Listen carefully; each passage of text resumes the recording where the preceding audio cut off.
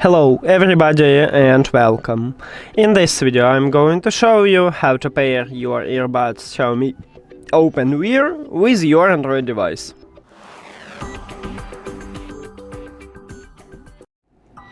You have to start by open settings.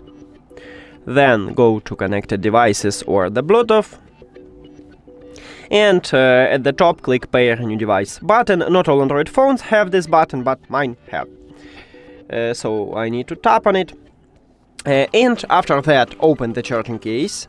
Inside of it we have connectional button right here, and you need to press and hold this button until the LED lights start blinking white.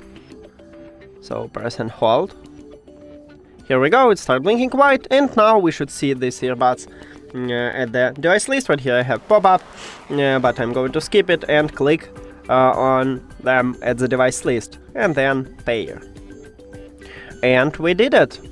Thank you for watching this video. If you found it helpful, please consider subscribing to the channel and leave the like on the video.